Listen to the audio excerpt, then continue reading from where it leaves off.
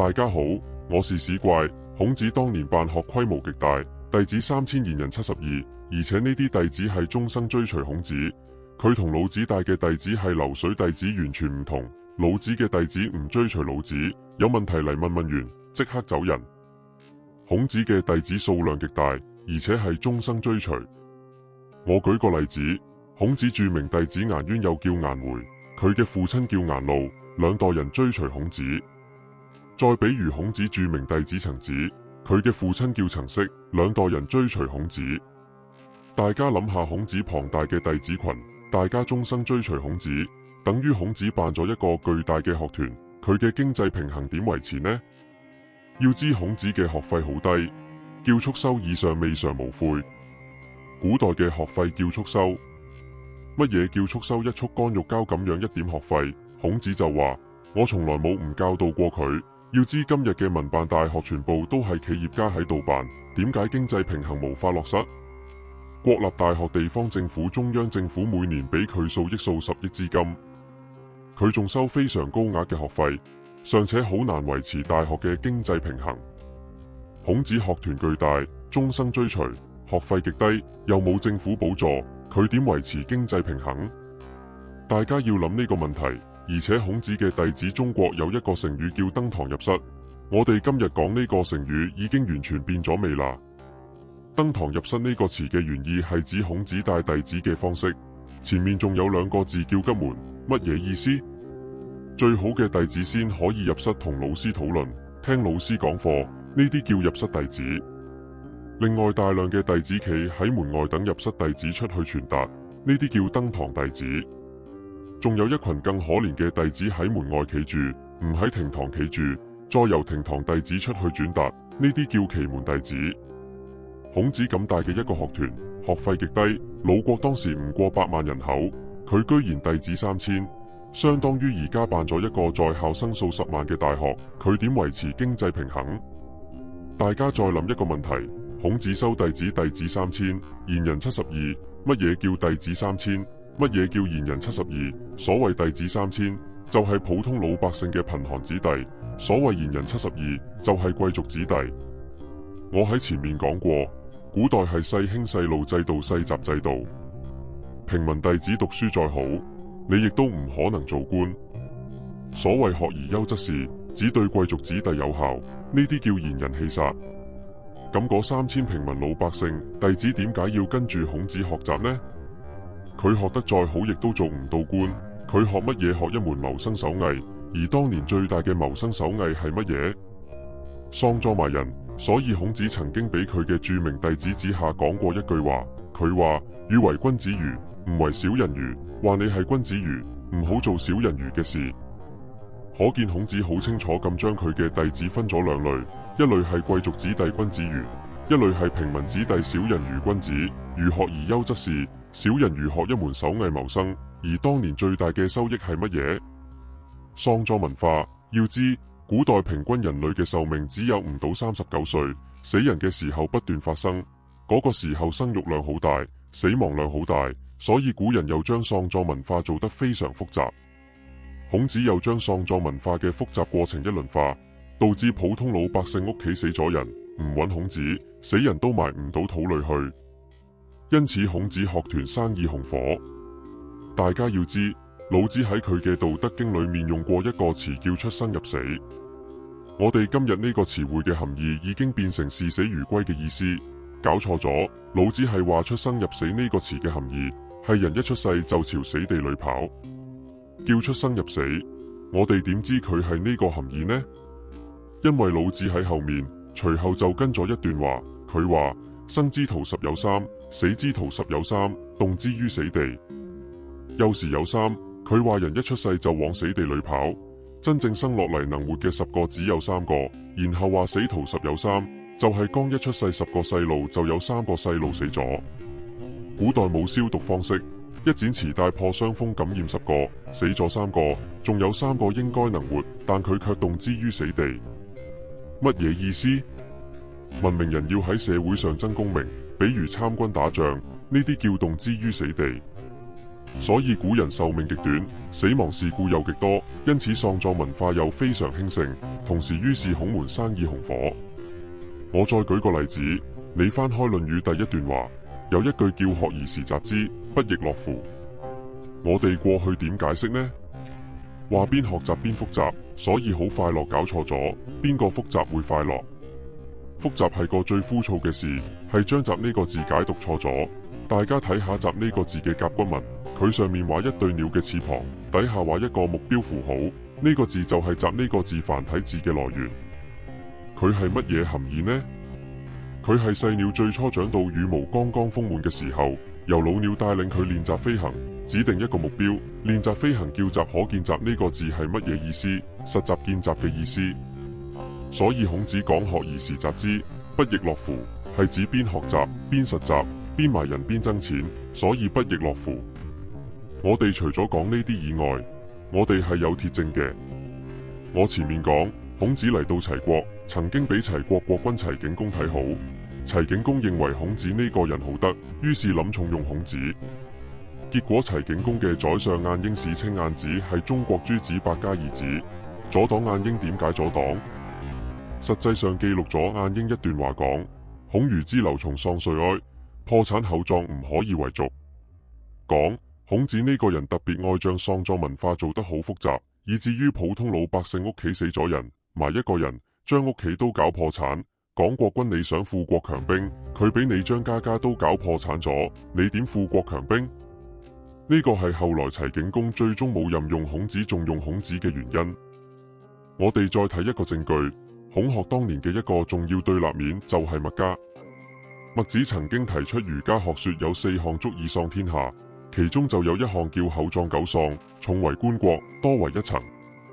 宋詞若熙3年哭一服，然後起葬，然後行而無聞，目無見，此足以喪天下。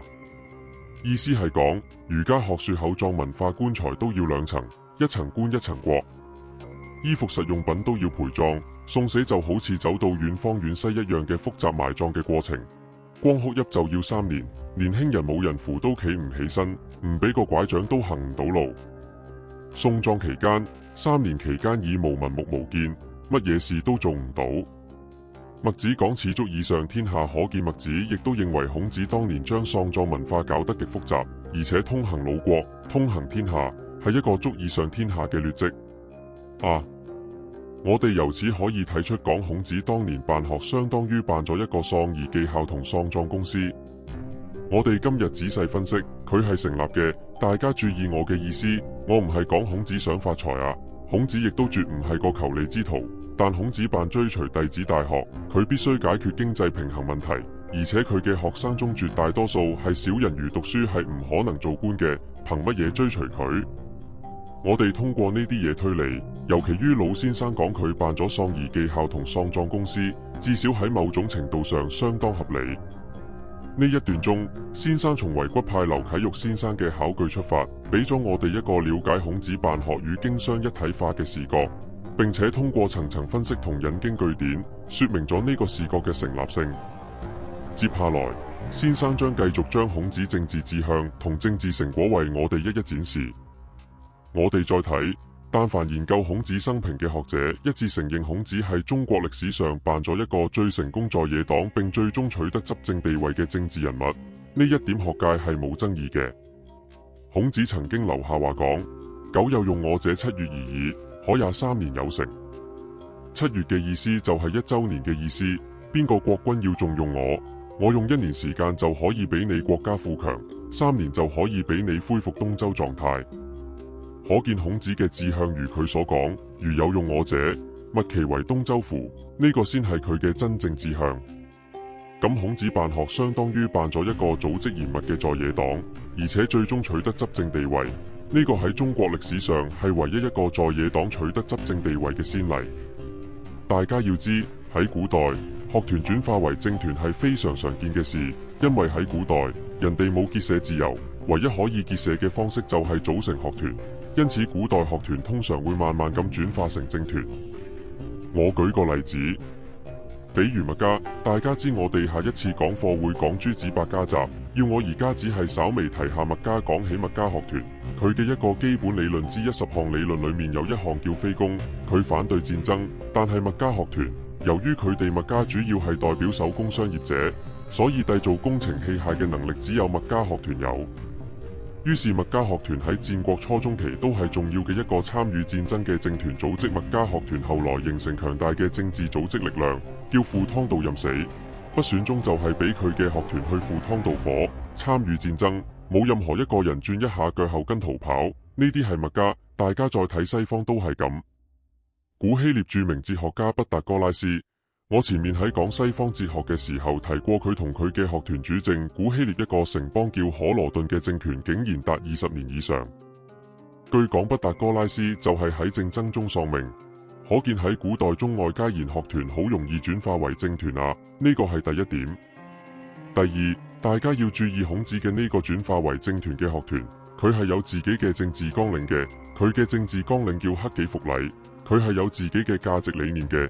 佢嘅價值理念就係仁義禮智信同君子之道，佢甚至係有自己嘅組織原則嘅，叫一日為師，終生為父。因此佢嘅呢個政治群團嘅力量非常之大。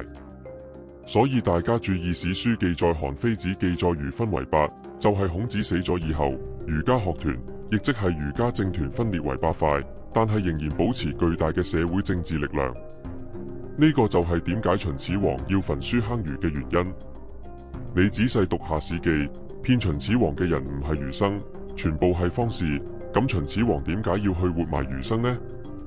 係因為儒分為8儒家政團對秦始皇嘅政治權力構成威脅。大家再諗下漢代點解立儒家？孔子為國師，儒教為國教。講起劉邦嚟，劉邦呢個人係個流民，佢最睇唔起儒生。史書上記載，劉邦見到儒生就羞辱佢，儒生總係戴一個特殊嘅帽，劉邦立即將人哋頂帽攞落嚟，當住人哋嘅面就朝裏面尿尿，呢啲叫儒官逆尿。呢個係描寫劉邦嘅一個著名典故，但係劉邦當年周遊到魯國舊地，居然係皇帝裏面第一個祭拜孔子嘅皇帝，而漢武帝最終立儒學為國教。點解？係因為當年反秦戰爭嘅時候，儒家分為8塊嘅政團組織，成為反秦戰爭嘅重要輔助力量。好，我哋再睇禹定公尋求政治平衡。我前面講過，佢俾三桓架空，三桓俾家臣架空。孔子之所以能走上執政地位，係因為上面嘅執政者權力唔能夠平衡，要借助孔子在野黨嘅勢力，呢個係孔子能做官嘅原因。所以孔子嘅學團同時係一個在野黨政團，呢一點大家冇必要理解。咁孔子喺50歲左右俾魯定公請出嚟做官，第1年做中都宰。乜嘢叫中都宰？中等城市嘅市長做得非常之好。史書記載講四方皆責之，則係學習嘅意思，以佢為榜樣嘅意思。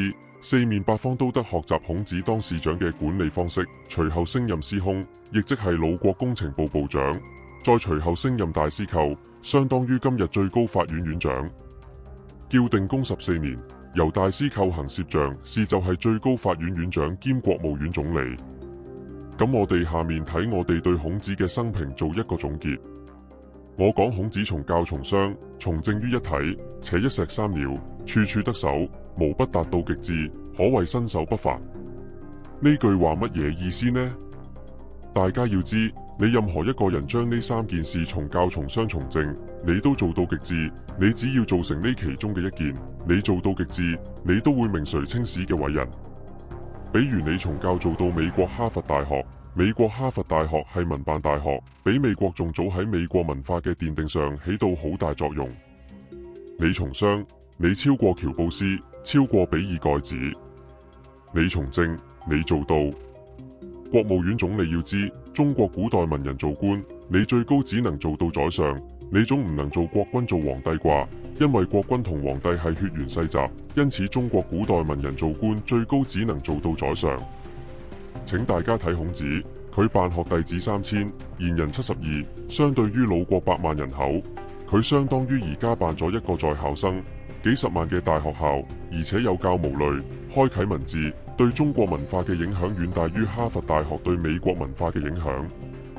佢從商就喺遠古時代形成3000人嘅大商團，佢從政竟然做到國務院總理宰相呢一級，真可謂身手不凡。中國文化真正對虛學純思想純學術其實睇得唔重，對實學治學睇得極重。孔子本人都係咁，佢講立德立功立言三不朽，擺喺第一位係立德，擺喺第二位係立功，就係做實務，第3步先係立言，先係做思想做學問。所以孔子嘅學說同佢本身嘅係學說，係佢嘅一個立身之疾。但係佢嘅生平實務操作身手不凡，所有事都做到極致。喺呢一點上，佢亦都形成中國文人偏重實操嘅楷模。因此，我建議各位武士讀一點《論語》，因為佢對於你作為實務工作嘅參考價值亦都非常之高。因為《論語》係一個最幹練嘅實務者，集其一生之經驗同心得所記錄落嚟嘅實操系統。呢個亦都係點解宋朝開國宰相趙普講過一句話：半部《論語》治天下。關於孔子生平，我哋就簡單講到呢度。通過孔子一生嘅生平與軌跡，我哋知咗孔子喺從教、從商、從政3個方面都曾經成就斐然。佢本人就係實物化嘅楷模，從而可以更加深刻理解喺農耕文明基地之上嘅中國文化特徵及成因。